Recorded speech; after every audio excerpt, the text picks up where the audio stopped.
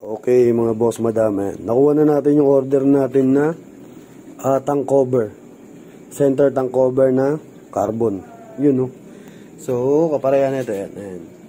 Yung carbon natin sa harapan, ayan. Pure carbon yan mga boss, ayan.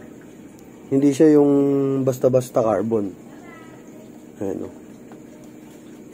Talagang minolding yan, ayan. Carbon talaga yan.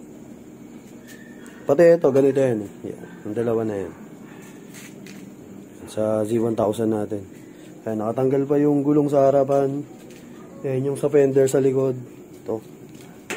Ayan, ito rin, naka-carbon na yan. Ayan, carbon. Ito rin, carbon. Medyo madumi nga lang. Tapos, ito, dito yan. Ito. Dito natin ilalagay. Yan sa, ito, pinaka-center na to. Sa cover ng tank. Ganda, solid.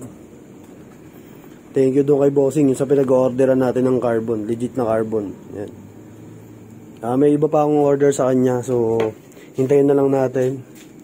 Tapos sakto, meron pa tayong extra emblem na ganito. Nalagay natin dito. Kasi mawawala na yung Z1000 natin na emblem dito eh. Ayan, no? So nakatambak kasi siya ngayon.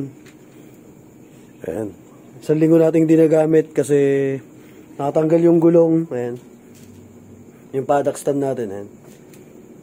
Pina-repaint ko yung front mags kasi meron siyang mga tama na konti. Yung sa likod natin, goods na goods pa. Ayan. So, naka-repaint yung harapan. Bukas pa lang natin makukuha. So, thank you kay boss. Sa in-orderan natin ng carbon lodi. Hindi lang masyadong makita sa video. Kasi gabi na. Ayan. Ayan, ganda. Solid Ganda. Uy, solid. Bangis. Carbon lodi. Ayan. So, bukas ikakabit ko to. Mag-video tayo bukas. Tapos lalagyan ko siya ng emblem. Dito pa pala yung emblem. Pakita ko sa inyo. Meron pa tayong sobrang emblem dito eh. Ayan.